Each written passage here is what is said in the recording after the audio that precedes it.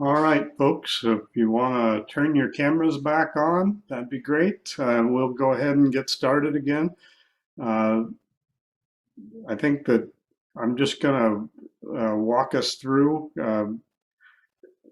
group by group. Every one of you should have, each of the groups should have come up with a presenter, and we're just going to take, maybe, kind of an elevator speech.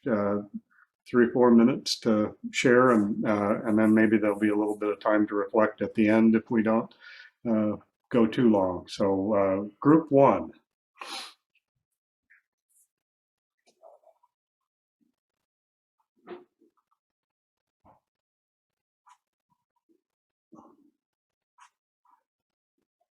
Do we have a presenter selected for breakout group one? Yeah, that was us, Steve, and we had some, hang on, I think we were group one. And yeah, Heather said she would help us out, but I was just sending her some notes that I had so that she could.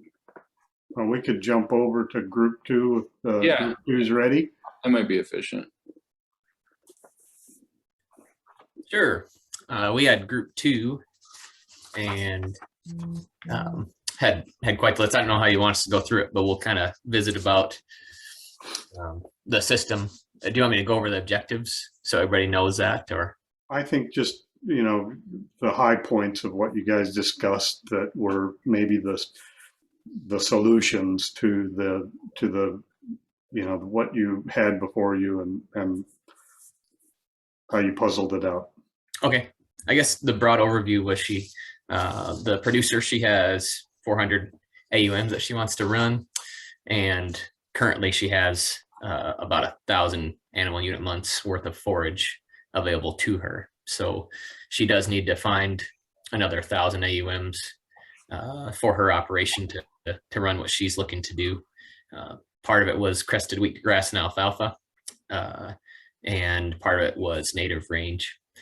She's just running it during the summer, 4 months of the summer. So I guess first off, we did suggest that her tame pasture, I guess, the crested wheat pasture and alfalfa, those tend to cure out by early summer. So if she was running that we would have her graze that part earlier in that summer months, because that's when it's going to be more palatable, and graze the native range later during that 4-month period was one thing we mentioned.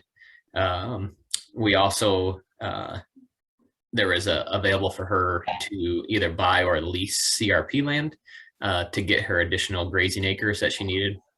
And we suggested that she not buy that, partly because of the timing of when those crested wheatgrass and alfalfa plants would be palatable. We suggested it wouldn't help her. Also, there was no infrastructure in terms of fencing or livestock water, and to do that would be expensive as well. So we instead suggested that she either find a lease or purchase another approximately 4,000 acres of native range, which at 0.25 AUMs per acre would get her another 1,000 AUMs to get her needed grazing capacity. Also, there were some wildlife friendly issues that she was wanting to make sure she was taking care of, some of which is animal migrations, pronghorn migrations. And so we mentioned that whatever permanent fencing she has already, to make sure that's wildlife friendly, especially on the lower wires, to make sure pronghorn can get underneath. In addition to that, when she's not grazing 8 months out of the year, to leave those gates open for animals to move through them easier, and or even add extra gates if there's known kind of crossing points where the pronghorn will move through. She's also interested in waterfowl and happens to be in the prairie pothole region. So we felt like it would be good to delay some of the grazing in the native range, especially for the waterfowl nesting cover to be there. And there is one, I guess, addition that if she was interested in, is to add some temporary electric fencing options. She was interested in keeping, I guess we mentioned keeping the prairie pothole ponds, the livestock out of them. and also leave a little bit of cover near the buffers around them. She's interested in the draws as well. And if we think she had a sage grouse select, trying to make sure that the mesic areas for sage grouse broods would be protected to not have those hit too hard, and maybe have a flash graze of those areas, but not have the cattle set on those too long. And kind of the same concept for the woody draws is to keep them out of there most of the year, but allow the cattle to maybe go in there quickly and then get them out and keep them out to make sure there's shrub recruitment as well. And making sure that overall she's rotating season of use as much as she can, so she's not hitting the same areas at the same time each year. Also, any water sources that she would add to try to keep those away from the draws, so the cattle aren't resting in those areas. But that was our really brief, quick and dirty version of scenario 2.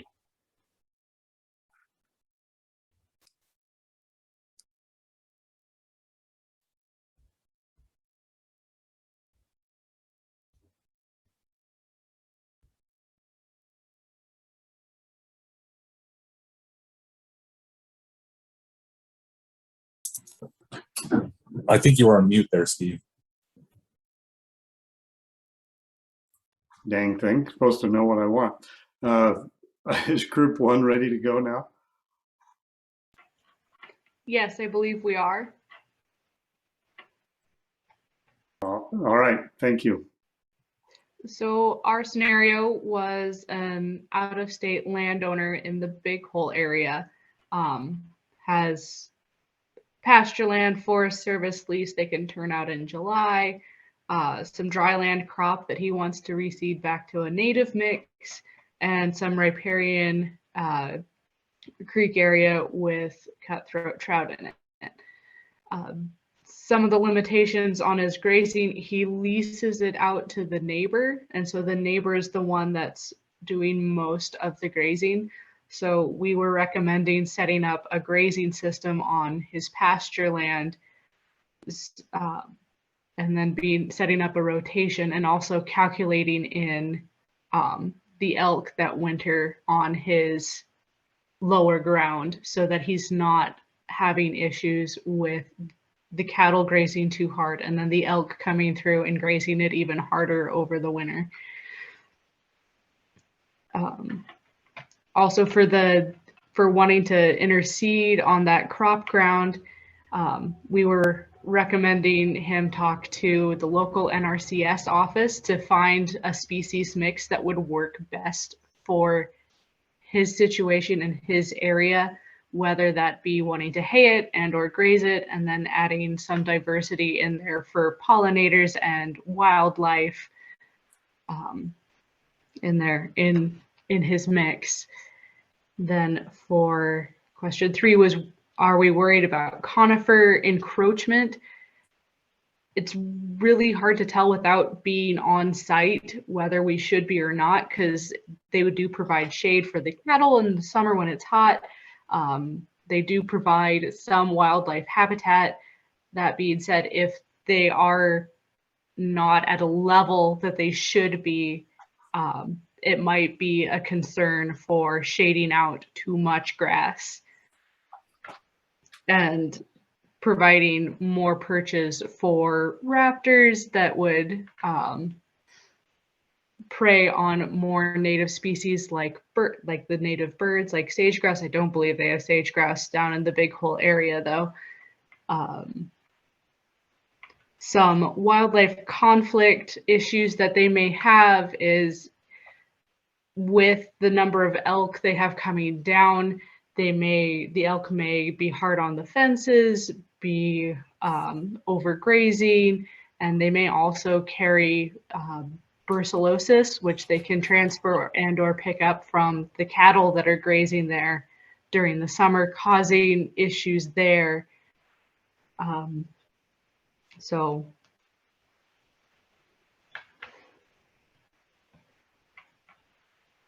just a conversation that we would need to have with the leasee that's doing the majority of the grazing on that ground.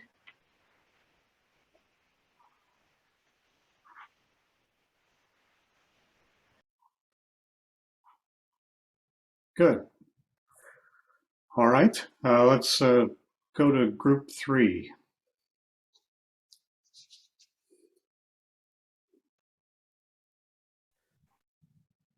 We had the same 2 scenarios. And talked through both of them. My notes are poor, so I'm working a little bit without a net. But I'll just hit some high points here that I think probably contribute more to what's been said already on these 2 scenarios. So much of that first scenario, the Western Montana scenario, is to manage that property for wildlife. And there are some opportunities with it being leased ground, although leasing to the neighbor can be kind of tricky. And the opportunity to use that ground harder than the neighbor's own ground is fairly high. We recommended coming up with a fairly lightly stocked, conservatively stocked rotational system with the infrastructure required to put that together. Some rested pastures for the wildlife objectives that the landowner has, and also talked about looking for ways to manage the upland grazing in a way to help minimize the impacts of elk on the bottomlands. And that could be timing, that could be rotation, that could be rest in some of those upland pastures. Trying to keep woody use of the riparian area until late season. As far as infrastructure, that temporary laydown electric fence may have real options with the potential impacts to be expected from elk on this property. It does seem like the grazing part is fairly straightforward, but the interseed area could be perhaps the most tricky part of these objectives, that it's going to take a considerable time for those plants to get established. They'll need to be protected because both the stock and elk would have a high potential to set back that restoration. There may also be a role for non-native forbs to improve forage quality in that area, intel or in lieu of native forbs that can be really tough to get established. Conifer encroachment would have to be monitored. The comment made earlier about really needing to be on the ground to know what that scenario is, I think, is spot on. The second scenario, the Eastern Montana scenario, it was pointed out earlier how overstocked that proposal is by nearly 1,000 AUMs. And the lease purchase thing is certainly an option. One of the comments made in our group was that the need to have real honest, hard conversations with new operators about what it's really going to take to operate these places, the infrastructure that's required, the expense that's required to make a place like that go. Summer long grazing, I think, is going to be tricky, particularly with those woody areas there. It would take a fair bit of infrastructure in terms of fence, which then brings the conflict with pronghorn and the other wildlife species to the fore. One of the benefits that proposal has is it's working with leased livestock, with yearling stock that are could be varied in intensity from year to year based on condition of the ground. And that may be another alternative to lease or purchase of additional land is to fluctuate the stocking rate. Anyone else have points that I've missed on either of those 2 scenarios? Well, that was great, Brad. Thank you for presenting that one. Agreed. Yeah, we got more than our money's worth there. We did both of them. All right, group 4. I can tackle group 4. I'll try to just hit the high notes since these are all the same scenarios. We spent most of our time on that first Western Montana scenario. We didn't get too far in the second one. So some of the things that we maybe brought up that haven't been pointed out yet, the grazing limitations, some of the first stuff we talked about was those wildlife considerations. Keeping the cattle out of the riparian area comes to mind first if the goal is to support cutthroat trout especially. Another question that came up, it sounds like a couple groups already talked about it, was kind of figuring out how much forage we might want to retain for the wintering elk herd. And to understand that, we also need to understand what the current use is like with, I guess, presumably that neighbor. Is there already pretty good range conditions there? And is there already sufficient forage for those winter elk, or does something actually need to be adjusted? Understanding the needs of that lessee and what's currently out there is going to be pretty helpful before we move forward into planning any sort of restrictions.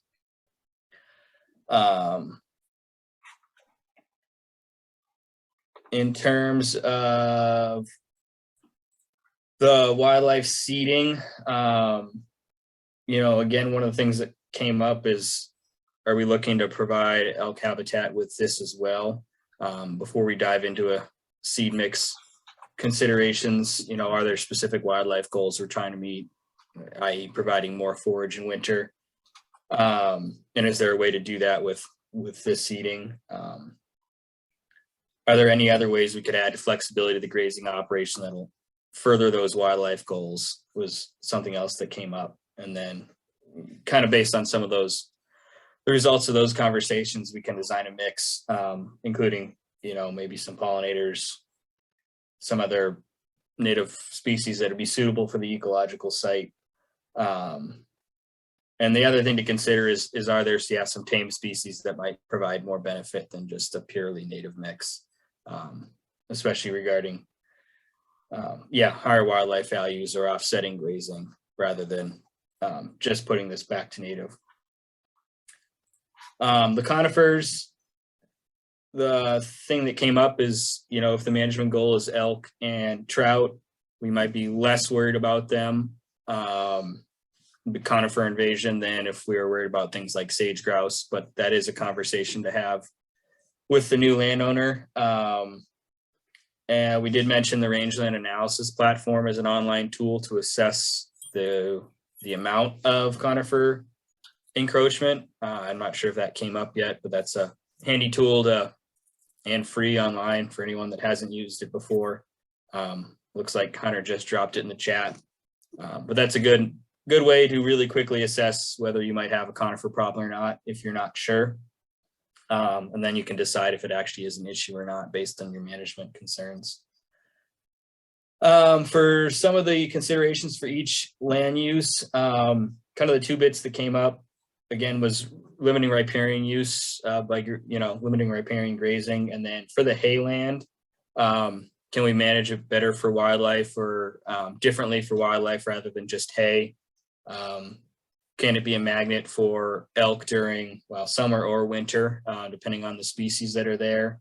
And then also, if some of the goals are riparian and trout based, can we adjust how we use water in that irrigation system to enhance the riparian area, the wetlands that are there? We might be able to irrigate less and provide more water for fish, something along those lines. And then another thing that just came up was paying attention to invasive plants across all these land uses. That can be an issue in some of these parts of the state. We didn't really get far in scenario 2, so I won't dive into that. It seems like we hit the same high points some of the other folks did, and didn't get past that. So. Okay, thanks. Well, we don't have an awful lot of time, but let's take a minute or two in case somebody has some important observations at this point in time before we switch.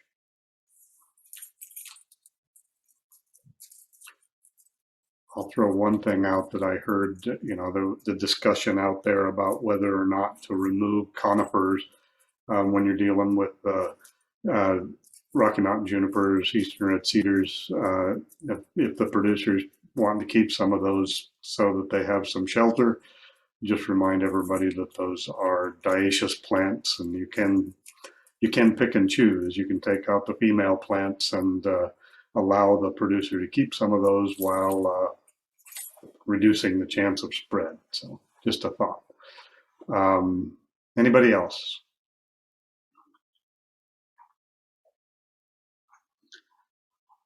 All right. I'm going to make our transition then to hunter. And one of the things that would have changed the way you talked about the scenarios is if we'd had Hunter talk first. We decided not to, but Hunter's going to tell us a little bit about resources that can be made available to producers to solve some of these other problems where they may not be able to afford something, might be reluctant to try something because it's going to cost them more money than they want to spend. So Hunter, without further ado, turn it your way. All right. See if I can figure this out.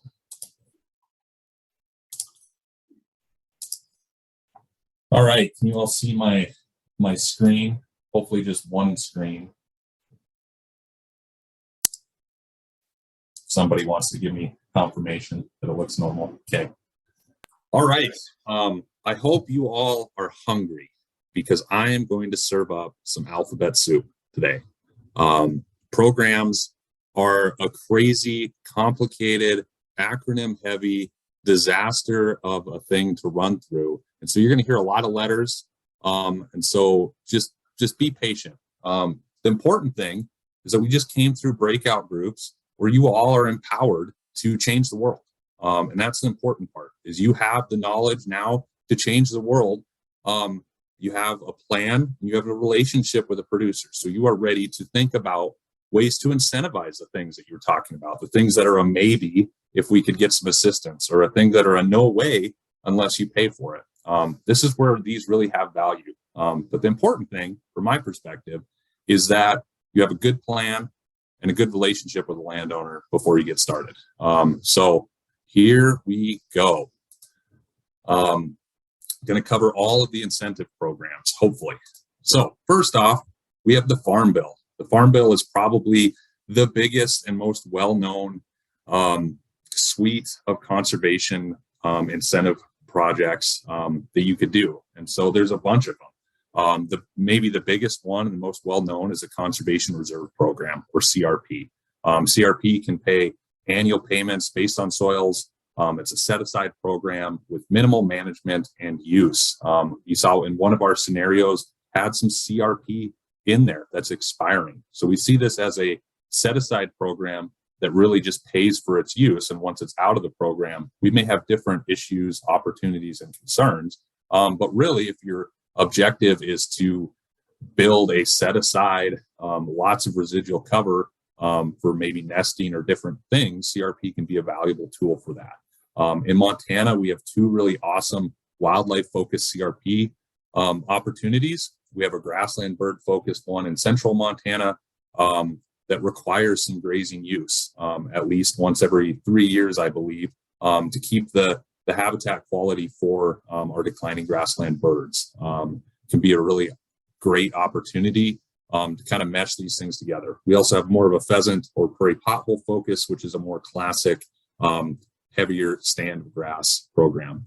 In Montana, we also have CRP grasslands, which I would call a working land CRP. There's a per acre payment, but it's less than normal CRP. And really, the producer just has to follow grazing or haying restrictions, and then can also get some infrastructure cost share through that. So it can pay a per acre payment to get to a sustainable stocking rate and maybe set up some infrastructure there. So cool program. The Farm Bill also has two kind of classic programs run out of NRCS offices. And that's the Conservation Stewardship Program, which I'm not going to go into because it's very complex. We also have the Environmental Quality Incentive Program, or EQIP. EQIP is an awesome program that I'll go into a little further. So in Montana, we have Montana Focused Conservation. This is new within the last 5 years, where NRCS is really trying to target how they're applying EQIP funding within the state. So this is really just focused EQIP. We have individual plans based on county objectives that are locally led. So producer driven, what are the agricultural concerns in the county? They're partner driven. So in areas where we have strong partners like Fish, Life and Parks or Pheasants Forever or Ducks Unlimited, they're really driving the outcomes that are being produced through these plans. They're really focused on outcomes. So what is a large scale change we're trying to make in the area? And they really give you the newly empowered planner to the ability to dream big and make these changes at a program scale to fit what you're really trying to do. And so a couple examples for you all. In Montana, we have some really cool examples of these targeted plans. We have a plan called Hydration for Migration that's all about pronghorn migration north of Turner in Blaine County. Bird Conservancy of the Rocky has done some really cool grassland restoration seedings, converting marginal cropland back to perennials over by Glendive.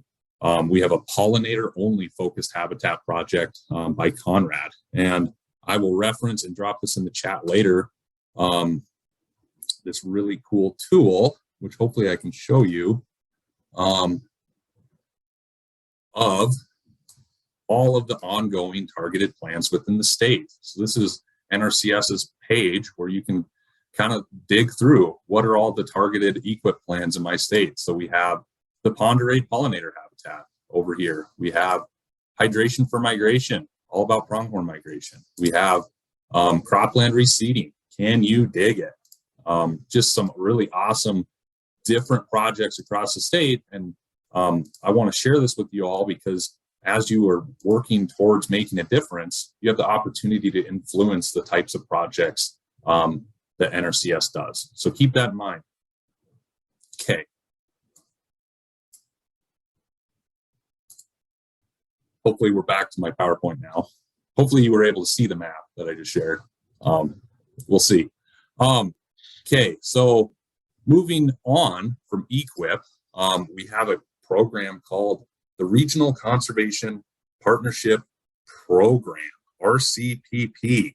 Oh, that's a nice acronym. It's a really cool program where partners have the ability to really rally resources and really steer how Farm Bill money is being allocated. This can look very similar to other Farm Bill programs, or it can look different. Two examples I want to cover in Montana are two that Pheasants Forever have within the state. We have a big game focused RCPP in north central Montana, where we're really trying to keep native grasslands intact, do grassland restoration through seedings, modify fences, improve grazing systems, and even have opportunities to pay for deferred grazing systems or pay to offset grazing. This is really a huge effort with 13 partners, and the NRCS side is just one side of the coin where we really have Fish and Wildlife Service, Fish, Life, and Parks, a whole suite of partners that really rallied to this big game migration of winter range cause in north central Montana. Then in southeast Montana, we have a really focused RCPP on the Northern Great Plains to do cropland restoration to perennials. So we're working with partners to incentivize against conversion, promote diverse and resilient plant mixes for grassland restoration, and establish managed grazing systems to promote ecosystem function. There's also a lot of easement-focused RCPPs in the state as well. All right, so I just kind of went over the classic Farm Bill. Those are federal programs administered out of the U.S. Department of Agriculture, which is either NRCS or the Farm Service Agency. Now, transitioning a little bit out of the Farm Bill, we have our state wildlife agency. So Montana Fish, Life, and Parks also has its suite of habitat programs across the state. And I'll give just some high points. There's definitely some people on this call that are way more versed in these programs, but Fish, Life, and Parks really has kind of, a handful of awesome programs that can really add value in a lot of different ways. So there's an Upland Game Bird Enhancement program. This can really be paid to incentivize nesting cover, specifically focused on grazing systems. It can pay for rest rotation grazing systems, and it can also pay to defer sensitive areas through habitat management leases. So your specific riparian areas that are really important, your really thick winter cover for upland birds, it can really incentivize landowners to leave that habitat for the biggest bang for your buck. That's a statewide program, but more focused in where we have more robust upland game bird populations. The migratory bird program is kind of statewide, but there's more opportunity within the prairie pothole region. This is really focused on keeping wetland adjacent grasslands intact. It can cost share a suite of rangeland improvements like water and fence, as well as wetland specific improvements, converting them back to a natural form, seeding cropland and prairie pothole back to grass, things like that. And then the Grassland initiative may or may not be funded into the future, but it had a really awesome component of grassland leases to keep them intact for the long term, and manage for kind of more of a declining grassland bird focused. Montana Fish, Life, and Parks can really, fit where some of these Farm Bill programs don't, or it can add value to Farm Bill programs. One thing with all of Fish, Life, and Parks programs is they require some form of public access, typically hunting access. Next, just a little bulletin on the U.S. Fish and Wildlife Service is Partners for Wildlife program. This is really a flexible program that in Montana is specifically more focused in areas like the Big Hole, on Arctic grayling habitat, in north central Montana, where we have sage grouse and declining grassland birds. So it's kind of focused where their priority areas are. It can really be flexible to do, kind of build relationships with landowners. And I think looking at their perspectives on grazing systems, keeping grasslands right side up is a primary reason they work with producers on grazing systems, to prevent the conversion to cropland, because if you don't have grass, cropland provides way less habitat. Switching gears a little bit, we have the Rancher Stewardship Alliance. Rancher Stewardship Alliance is an awesome locally led group out of Malta that primarily focuses on Blaine, Phillips, and Valley County. And it's locally landowner led, where they're trying to improve ranching, conservation, and communities. They have a ton of NIFWIF funding to do conservation projects focused on wildlife migration, sage grouse habitat, and declining grassland bird habitat. So if you're in Blaine, Phillips, or Valley County, really these guys are involved with most everything that's ongoing in that area. So really powerful coalition that's landowner led.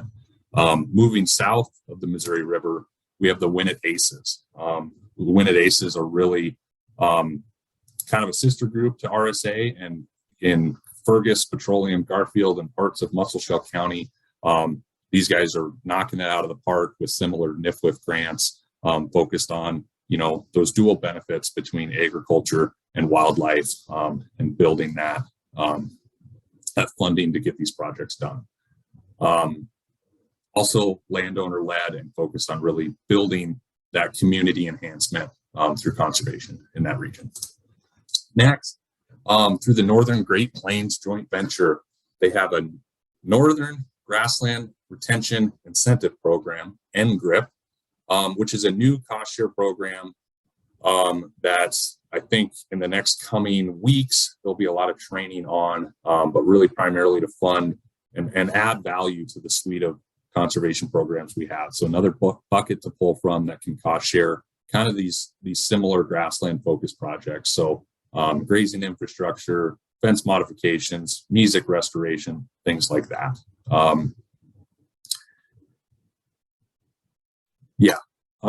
Next, I want to cover World Wildlife Fund's Ranch Systems Viability Program, RSVP.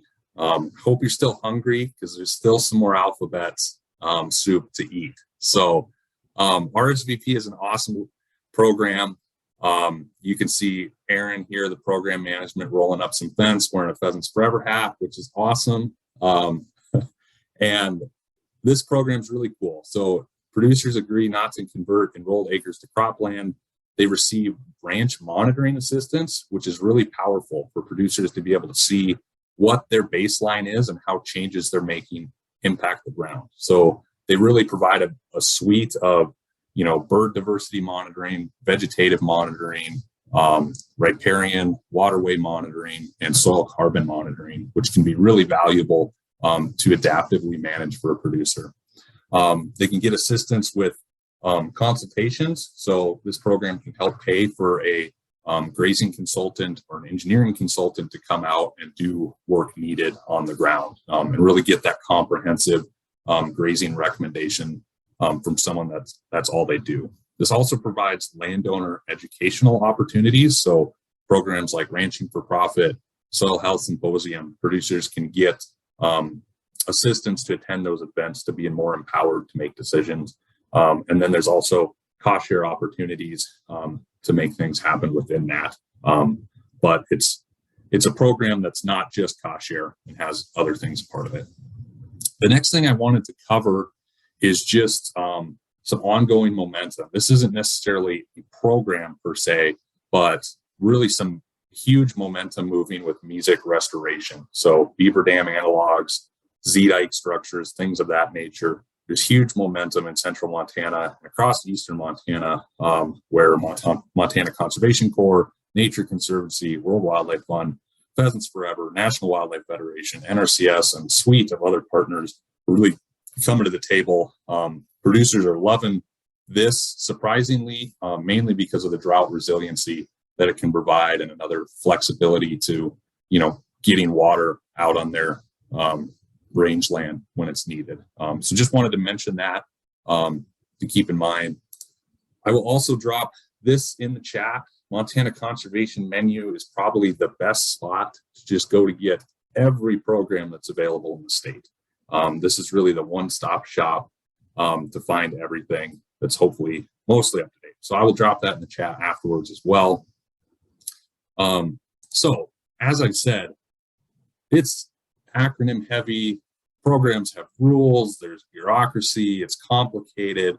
It's not important to be an expert in every program. What is important is to be integrated into your community of conservation enthusiasts. There's so many programs and there's so little time, but luckily each program has specialists. And so pick up the phone and call an expert, get integrated. Everyone that's in this loves what they do, they're passionate about it, and you can grill them with as many questions you have about their program. That's what they're there for. So don't worry, help us out there and build this conservation community we have to be stronger and to be more integrated.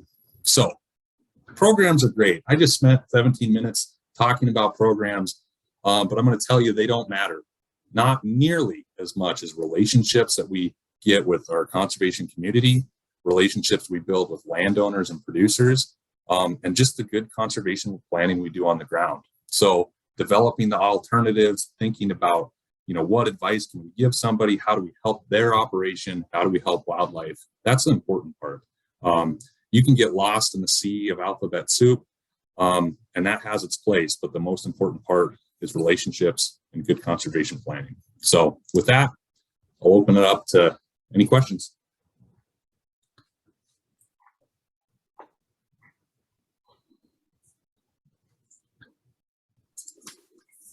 I don't have a question, but I have a comment. Rick Northrup here. That's probably the first time I've ever seen a presentation on programs that was actually inspirational. Thank you, Hunter. That's very That nice. was my goal. That was very nice. It is challenging with all of the acronyms and I think it, on a completely different level than what you shared, it really does point to the fact that if you're trying to do this alone, you're going to fail. There's too much to know and too much specialization across the different organizations and different programs and even different individuals that you just have to have a lot of friends. Any other thoughts for Hunter? Before we leave Hunter, I just wanted to say I didn't do a very good job of introducing him. He's the state coordinator for Montana and Wyoming for Pheasants Forever. So hopes to keep everything running with that organization, which represents a lot of different partnerships. PF works with a lot of folks throughout Montana to get stuff on the ground. Well, let's transition then to our landowner session. Hopefully everyone has come up with a few good questions to ask. I see that Laura is on. And Terrell is on as well. So I don't really know a great way to put both of them on the screen other than that you folks will have to turn your cameras on, and when you talk, if people are in the speaker mode, we'll get to see you talking.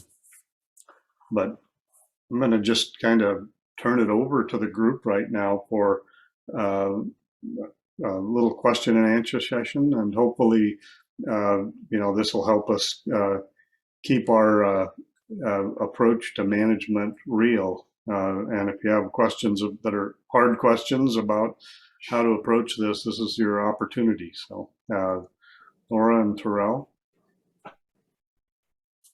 Steve, can we have Laura and Terrell introduce themselves briefly? Thank you very much, Rick. I meant to do that. Let's start with that. Laura, do you want to tell us a little bit about you and your engagement in conservation through your ranch and other entanglements? Sure. So my name is Laura Nolan. My husband Levi and I ranch north of Winnett. We're on my parents' place. We leased from my parents. So my family moved here in 1914, but we're not on the original home place. My parents bought their place from my grandparents in the 80s. My grandparents bought it in the 50s. So we've been in the area a long time, but on this place not as long. And we moved home 10 years ago and started out just as the ranch hand and his wife, and have moved into now where we own the operation and run it. And my sister is also home and she has her own operation. So we've split what my parents had been on. And we run on a mixture of private, state, and federal land. And we also lease from my uncle, and then we have a land payment too. So we've put 3 places together into one that is all a mixture of state and private and federal. And so within that, we have 3 different federal allotments that we're permittees on too. So all of that factors into what our grazing management plan looks like. Thank Go you. ahead, Terrell. Hey, Tyrell Obrecht from Turner, Montana, north central, right on the Saskatchewan border, 5th generation. Been home for 4.5 years now, and I work with my grandfather and my dad.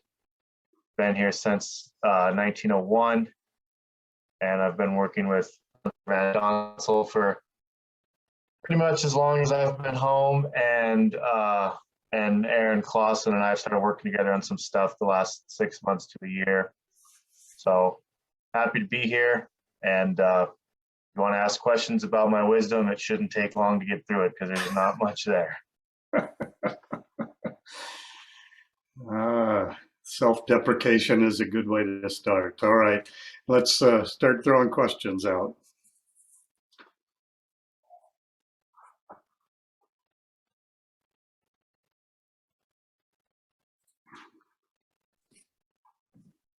I'll jump in if no one else wants to. Since it sounds like you both kind of came back to your family ranches in the last, 10 or 12 years or so, what were some of the considerations you both brought back to your family operations? What were some of the things you're looking at, and considering maybe either changing or modifying grazing as it had been done before? Just what comes to mind?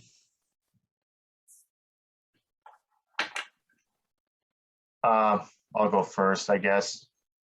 Yeah, so I lived in Lewistown, Montana for 4 years, and I went to a conservation district there, put on a kind of a holistic management workshop, saw the way, you can make cattle adapt to the environment, have a lot more of a low input cattle herd. So, and now my wife, but my fiance at the time got a job in Havre. So that was my biggest driver to move home. But as far as changing grazing, we're really trying. We've got a pretty substantial amount of crested wheat pastures in the spring, trying to develop water and hit that harder, give the native as much rest as possible. Calving later, calve them in nice weather. Doesn't take long to recoup the cost. You do have lighter calves in the fall, but that has nothing to do with how much money you make.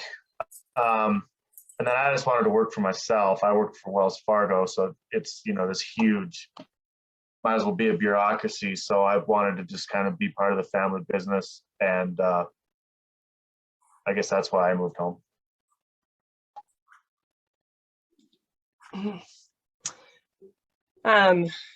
Yeah, so my plan kind of all along had been to move home.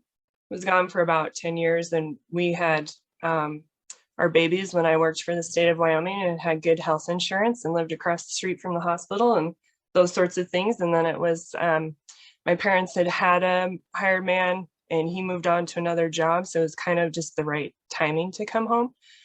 My dad has always been kind of an early adopter of a lot of practices. And so we've been doing rotational grazing and calving later and different sorts of winter grazing for a long time. And I think that you, over time though, you kind of get tired.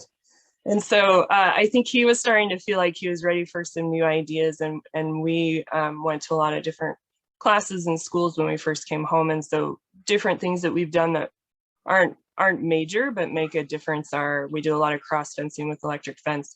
We have put in a fair amount of permanent cross fence and developed a lot of water.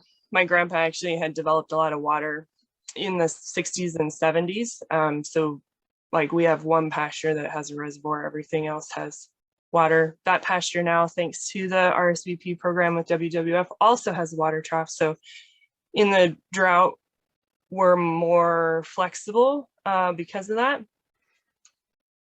So those are some things. We have kind of continued to push our calving dates later. I don't know that we'll do any later. We do, the cow's due date is April 10th. Then we start getting into haying, and so I don't know that we'll push it any later than that. We don't really want to hay and calve at the same time. So there's a lot of different things like that that factor into what you're going to do and how you're going to do it. But let's see. We also, my uncle's place had a lot of farming on it, and we've reseeded all of that. In the last 8 years, we've reseeded about 5,000 acres of cropland back to grassland. And so some of that more recent stuff, we're not sure how great it's going to do yet. Some of it looks great, some of it doesn't. Last year, nothing looked great. We don't have we definitely have crested wheat, but it's not the same kind of issue that it is on the north side of the river, where there's really a lot more. It's a lot more intermixed with native ground. So we're able to kind of be more flexible with that. Yeah, that seems like enough. One of the things I'll throw out that I think is really vital for this group is that, you know, so much of, we didn't really talk about this, but so much of the Great Plains is in private ownership, and even most of what isn't in private ownership is managed by private ranchers. And you know, so much of the work that wildlife biologists do in the Great Plains has to be walking side by side with ranchers, which, you know, predicates that they have good relationships. And I suspect both of you have some relationships with conservation practitioners that are really helpful and valued, and some that probably have been more, you know, maybe challenging to work with. Do you have any thoughts about how people, you know, maybe we don't want to talk necessarily about the ones that aren't so successful at building relationships, but for the people who are good at this, what do they do that makes you, you know, feel like it's worth the time? Sure, I'll start this one. I think the key thing is to show up, to be there in person and be consistent. I feel like that's it. I mean, there's more to it. I mean, you need to listen, you need to be sincere, those kind of basic, like, nice human behavior. But really being able to be there in person is huge. And I know that but not everybody's budget allows for that kind of thing. But you know, a phone call and that sort of kind of check-in goes a long ways. Excellent. Anything to add to that, Tyrell? Not really. That was a good answer. I think, yeah, just being there, being on the ground, and you know, willing to help with things. There's so much. Hunter is the most enthusiastic person in the world, I think, and there's just a lot of enthusiasm lately. So it's nice to see, you know, people from maybe not your traditional agriculture groups coming out, interested in helping with monitoring or you know, some different infrastructure projects, just helping for a day, do something, be part of the ranch. So showing that interest, vested interest, goes a long ways. Yeah, I was gonna add to, I think asking context questions that help with context, and like thinking last year specifically about the drought, and some of the BLM managers weren't familiar with just how dry it was in our area, and ask them kind of naive questions about things that when people are already a little bit stressed out and on edge, that's frustrating. So it's nice to, you know, like maybe like, how much precipitation have you gotten and how much is that compared to average? And, you know, those kinds of questions that help inform things, but aren't necessarily targeted to get it at anything either, that are just help you understand what's happening. Super. Thanks for that. Other questions?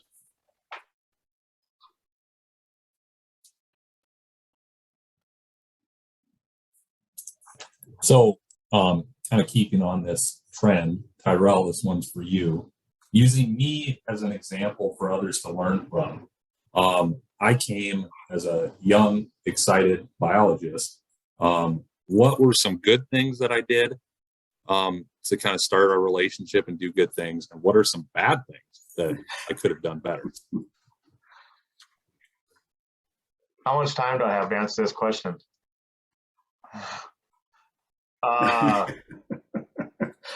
Well,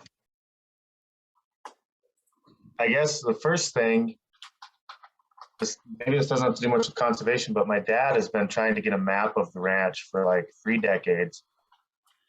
And Hunter came out on his first trip out. We drove to pretty much every fence corner on our private ground for the most part, made GPS, you know, GPS points, started mapping the ranch. So that's some really boring computer driving around in a side-by-side. And Hunter said he was very enthusiastic. And then he looked for, you know, we're going through an equip project right now, and I'm personally not a fan of the process. So Hunter, you know, right away went and got some other groups involved. I'll probably never do an equip again. So, you know, Hunter just provided, it was really invaluable to know that there's different sources out there. We said this in the last question, very enthusiastic, willing to help. You know, and I know we're working on some proposals with our federal grazing right now, and Hunter just kind of playing the role of, you know, I know a guy who knows a guy. So he bounced some ideas off other biologists across the state. What Hunter did wrong, I guess I got to flatter him. I mean, I think Hunter's great. He didn't give me my money fast enough. I'm still waiting on some of it. But I think, you know, if any young biologist wants to know how to get involved in a small community, not always the easiest thing to do in eastern Montana. I'm sure it's the same in any small town agriculture. Hunter would be a good one to emulate. So, way to set yourself up for praise, Hunter.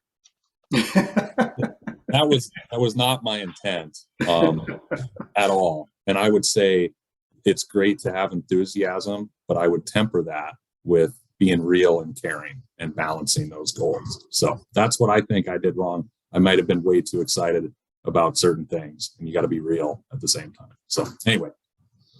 Yeah, I think that's good advice. I don't think there's any other ranchers on here besides me and Laura, but, you know, I think just understanding timelines. If you're helping a rancher, I mean, to me, like 90 days is, there's no reason you can't get something done in 90 days. It's a blink of an eye. So I mean, just understanding that you're looking at 24 to 36 months, you know, maybe 48 months or longer. So delivering those expectations, you know, definitely make sure, because ranchers, and I'm the poster child, but ranchers are probably not patient people. So, you know, I think when you start that conversation, be upfront and be like, look, there's money here. There's chances for education or workshops, but you know, it's a long game. It's not something we're going to do next month. Hunter, your comments back to Tyrell reminded me of something I like to throw at people that's kind of obvious, but I think it's needed to be said sometime, and that is for most of us, sincerity is easiest if you really mean it.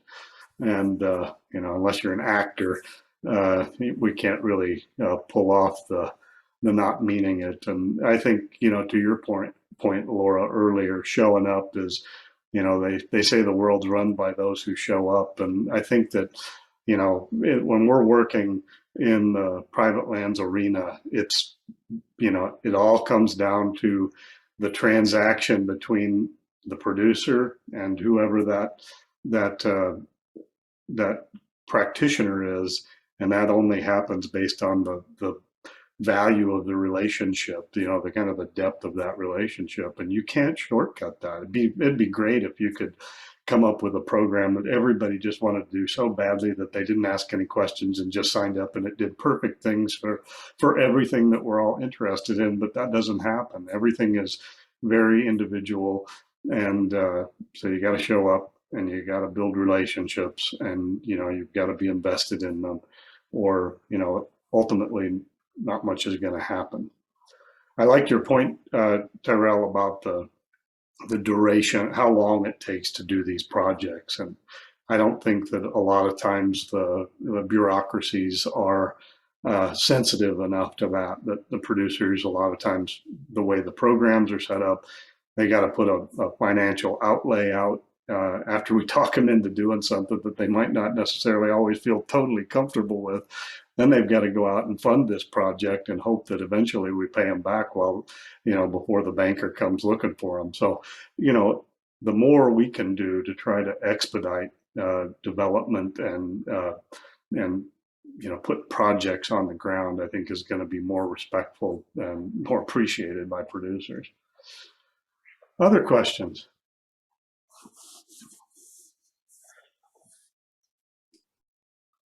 I'll throw one out there. If you could snap your fingers and have everyone better understand one component of ranching or food production or grazing, what would it be?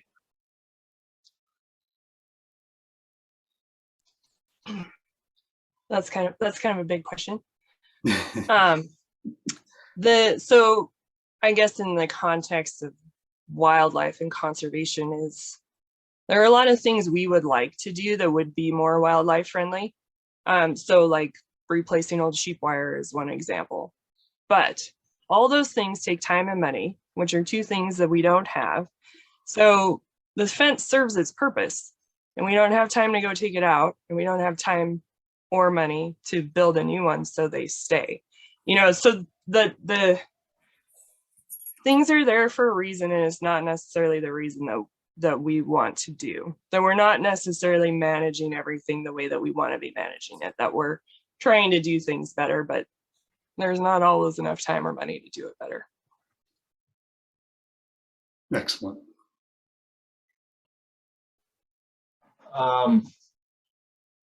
Did you say just about ranching and the food system in general, Aaron?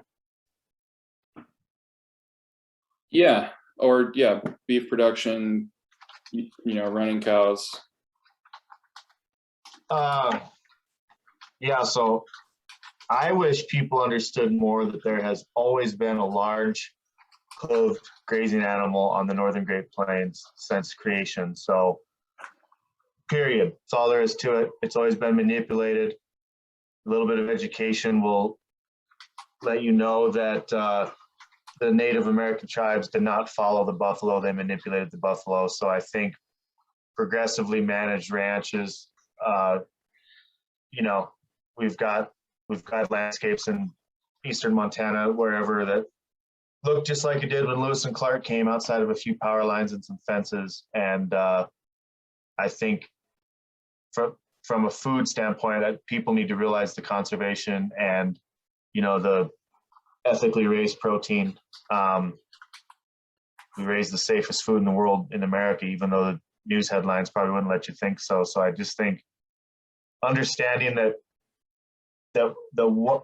what I'm doing in Turner, I feel is, you know, pretty much as natural as it gets, and it's taking inedible content and turning it into pretty delicious protein. I think everyone on this call knows that, but I don't think a lot of people, when a lot of people see steaks at Walmart, they just think, you know, 80,000 head piled into a 5-acre lot, because that's kind of what you see. New York Times just released a pretty damning opinion piece with Cory Booker, and it talked about factory farming. So I think there's a lot of positive that we need to focus on.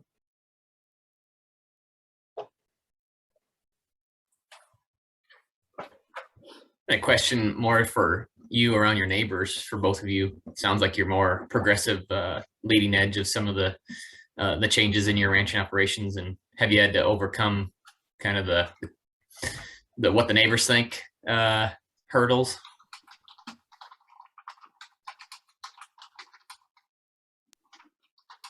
So in Turner, where I live, there's actually a decent group of pretty progressive people. It seems like I'm not 1 out of 100. I'm one of 5 out of 100, I guess. But I think a lot. Yeah. Well, I think my generation, you know, age group 50 and under, is a lot more willing, a lot more handy with social media, seeing things on YouTube. So I don't feel the pressure as much from my neighbors or my peers. They're more inquisitive, asking questions to learn or understand, other than, you know, just listening to you know, retort why it won't work or something like that, I guess. And I found, you know, I bounce ideas off a lot of people. So like, if you're asking about naysayers, there's always going to be those people that no matter what you do, it doesn't work. So I guess you eventually quit caring about them and let your results speak for themselves. Yeah, I think we feel similarly. I know my parents they worked with the BLM in the early 90s to cross fence a large allotment and do rotational grazing, and they did get quite a bit of input from the neighbors. But for us, I don't know, maybe because we moved home a little bit later, and my husband didn't know anybody when we moved home. So he's like, I don't know. I don't know this person. Why would I care what they have to say about what we're doing on our place? But also, I think, and probably similar for Tyrell, you know, the Win It Aces is a local rancher collaborative in our area. And what's great about Win It Aces is all of those ranchers feel the same way about, we can always learn from each other, and we can learn from people like you and do things better. And we're sharing ideas and interested in what each other's doing without the judgment of like, well, why are you doing that? So I think it's kind of a generational thing. And then also that there is a pretty good support network, both of professionals and other ranchers, to try new things. That's good to hear. It hasn't always been that way. I'd throw out a question on kind of a different track. As biologists, when we work with people, we're very much considering the wildlife aspect of why we would do a project. But I guess if we use the example of like a cropland reseeding, could you maybe go through the agricultural economic side of why, as a producer, you would be interested in doing that kind of project?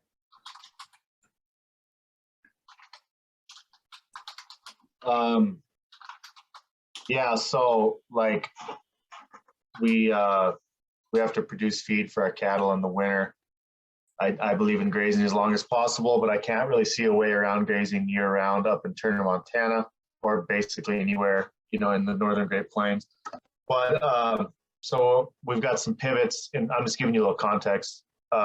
We've got some pivots that, irrigation produces awesome when it rains, produces pretty good when it's dry. And then we've got some dry land that, it's basically feast or famine. And so I decided, we got some grass seed, we're putting it in this spring, but we've got 600 or 700 acres, we're just putting it into grass. And the economics of that there is, 1 year, we got 4 inches of rain in a weekend, and our dryland hay barley was just crazy. But that's 1 out of 4. And with a grass seed mix, you don't have to get cattle out of a pasture, so you can seed in April. You get advantage of all of that March, April, May moisture when you might be farming. More flexibility.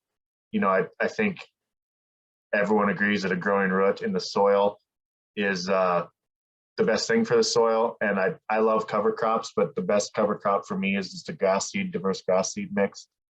But grass seed is very expensive, and custom farming is pretty expensive. So I think we've been able to partner with groups to get some grass seed purchase. It's a pretty good partnership. My family pays for the field prep and seeding of the grass, and then grass seed's covered.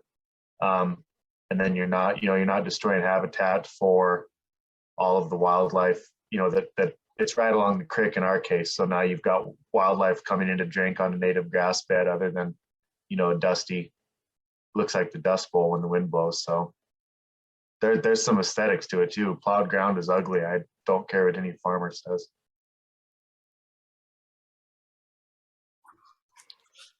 Well, Yes. go ahead. Go ahead. No. Oh, well, we also have our hay ground. The stuff that we had in farming was all custom farmed, and it was on my uncle's place for the most part. And that decision was because he's an absentee landowner, and so it was a real easy way for him to make his land payment, was off of a farming lease. But we don't. Our area is pretty marginal soils for farming, and over the years, farmers were not making it, and it's harder to find somebody who would farm. And at the same time, it was pretty obvious that the soils were being depleted and that the land was not doing well. And so kind of for a variety of those reasons, and we were able to get NRCS money to reseed it. So it didn't cost my uncle anything to do that. It did cost him, he didn't charge us a grazing lease because we had to defer grazing for 2 years on it. So it did cost him less, lost revenue that way. But it's just a lot better for the ground. So that's better for our cattle, right? And better for our operation. Yeah. Well, I wish we could carry on for a lot longer. Really appreciate Laura and Tyrell, both of you taking some time to come and answer some of our questions and give some insights. You're more than welcome to hang around while we wrap things up, but they only gave us 3 hours to work with, and we needed like a week. So we're cramming things in, but really appreciate you both taking some time this morning to come and join us. And I apologize again for my not doing a very good job of leading into your section, but little maybe it's not my normal day's work to run a workshop online. But anyway, thanks again. We're going to make a transition now, and Rick's going to come on and help us kind of add some final thoughts to the workshop and some take-home messages. So introduce Rick Northrup, and Rick is, as your program says, Rick works with the Montana Fish, Wildlife and Parks and is a Habitat Bureau Chief. So he's all about putting habitat on the ground and keeping grass green side up and all those great things. So I'll turn it over to you, Rick. All right, can you see the screen? Yes. All right, very good, thank you. So yeah, I really appreciate Steve. I really appreciate the 2 landowners that came on to give us some insights. It's always an interesting and sometimes elusive trying to kind of understand the whole ranching effort and experience. So my intent for this last 15 minutes or so is to sort of provide a little context to today's presentations, and then finish off just some tidbits here. And obviously, this is high level, like a lot of things here, but I think the way Steve had this organized with the help of some others has been a really great way of kind of dipping your toe in the whole thing about grazing management, working with ranchers and all that. So to start off, I'm just going to, you can't really talk about Montana without talking about ranching. And I think, like Tyrell was pointing out, ranching actually is predated by bison and ranching coming on the scene in the 1850s before statehood. There's a lot of history. It's part of our Montana heritage. Obviously, there's culture built around ranching, a lot of values, and I think it could be summed up that ranching is emblematic of Montana. But the reason we're talking about this is employing a working lands component that we can have a conservation outcome by working with ranchers. And so that's I thought it was helpful just speaking to what builds to where we are today. And I again, like Tyrell said, there's the grassland habitats of Montana, whether it's foothills or the eastern plains, are adapted to ungulates feeding on those grasses. And so this is really, when you talk about advancing conservation by employing things that these plant communities are adapted to, it all is working together. I think that's the neat part about this this effort. I apologize. I just realized that I was speaking without showing you a slide. I've got 3 screens going here. So anyway, you can see there a Charlie Russell image on the right there, and certainly speaks to the history and quite the interesting history of Montana. I think, Rick, you might not have the right screen. We're looking at a Laetris plant. Oh boy. Stop and start again. Thank you.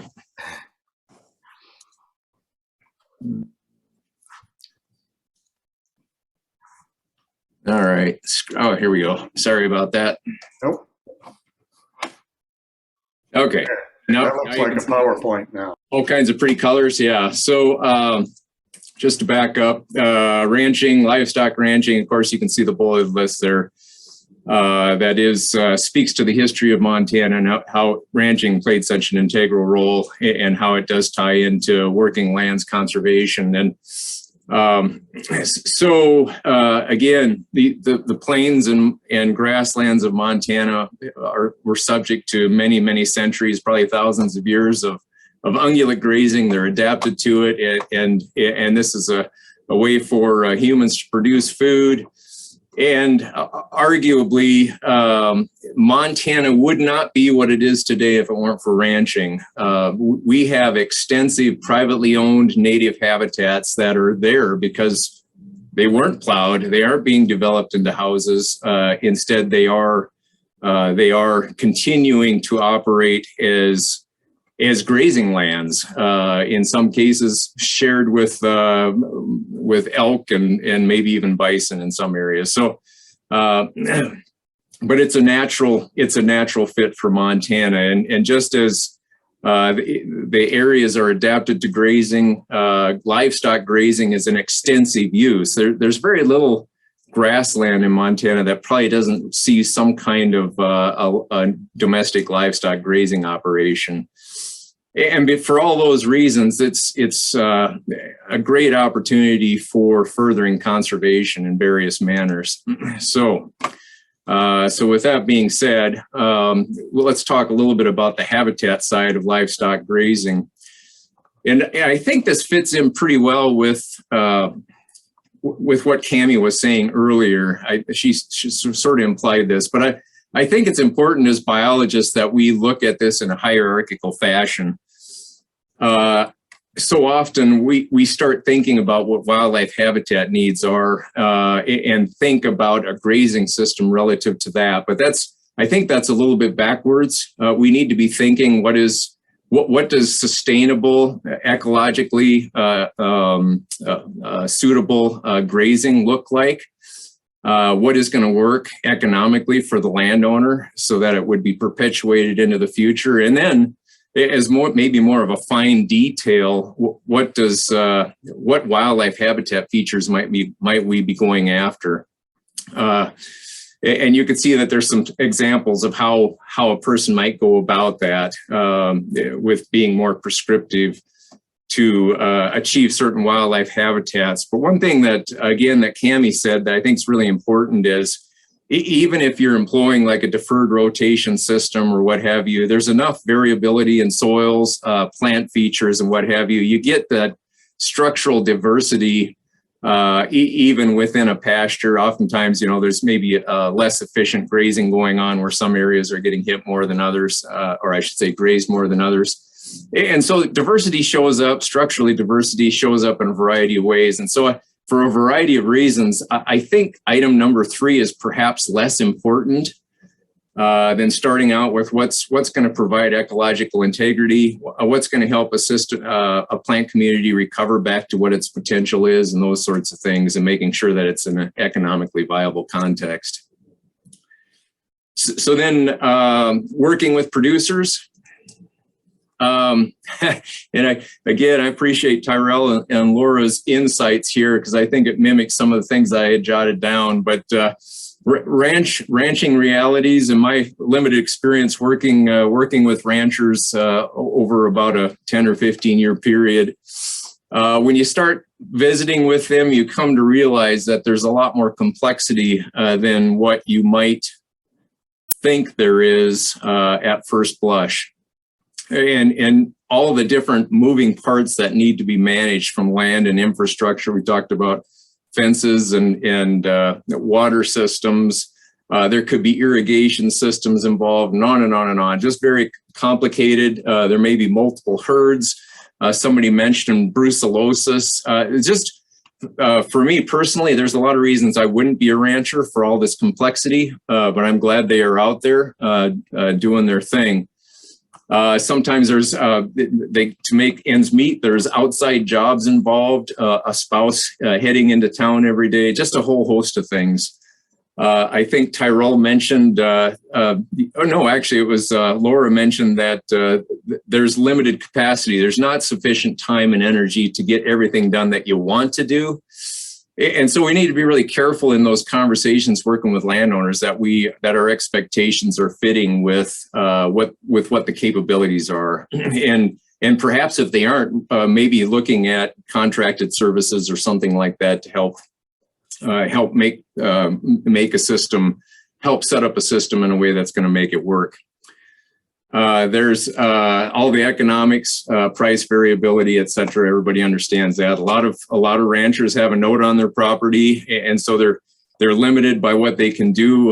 They've got a partner at the bank, those sorts of things. Just a lot of stuff going on. And if you worked in different parts of the state, you come to realize there's different cultures, there's different history, particularly when it comes to government agencies working in different areas. Sometimes it's really great, and sometimes it's not so good. But understanding that and the multi-generations, on and on and on, just a lot of things going on. And I just point out here at the bottom, the outside influences that we don't have control over. The rancher doesn't have control over, weather, wildlife, insects, etc. I actually had biologists at the end of this list, and I pulled it. But nonetheless, that outside interests, we see that in some parts of the state where there's a lot of interest to change things up in a way that maybe isn't necessarily good or not suitable for the ranching community. And hopefully we're kind of beyond that now, but certainly we lived that era for a period of time. And then working with producers, honoring that list that we just looked at, honoring the owner and just realizing the complexity of what's going on their operation, and thinking first and foremost, what are their goals, what are their objectives, listening to their insights, and being inquisitive and respectful, asking questions that are pertinent to figuring out how, what their needs are and how a program or programs or partnership could help. And in having those conversations, looking for win-win solutions, right? We're thinking along the lines of wildlife habitat, but the ranchers, obviously, they have an interest in habitat, but that's not the driver. It needs to be other things. So building trust, it comes, as we all have come to understand and probably knew beforehand, building a grazing system is complicated. It is part of a person's livelihood, a family's livelihood. And so building it is probably, it's an endpoint that you have to build up to by building trust, showing that you can actually come through, as Laura pointed out, showing up, or as Hunter mapping a ranch, just showing your capabilities and the value added that you bring to the conversation. All good stuff. Know your limitations. Again, I think Cammie pointed out that the value of bringing in partners. You don't have to be an expert on cutting vegetation to figure out what the stocking capacity is. You don't have to be an expert on knowing what diameter water pipe you need for pushing water uphill a mile, those sorts of things. NRCS is excellent at that. And in fact, in addition to their programs, they do provide technical services, and that's their bread and butter. So using those experts is very important. I think as well, as you work through your career, I know we have some seasoned people and then beyond seasoned on here, but we also have some younger folks. And just anytime you're in the field, learning what the vegetation, what the soils, what past or current erosion patterns tell you, all really great things. And just building that skill set through time is really important. So we talked about grazing rotations and these sorts of things, but this final bullet here, considering wildlife needs, the fence design was mentioned, adding gates, maybe where there's a benefit of allowing ungulates to move through more freely during the non-grazing season. The use of temporary fences, I think Laura mentioned that. Having special use pastures, sometimes we think about riparian pastures or something like that. There could be something that's more environmentally sensitive and you want to manage it separately from the rest of the system.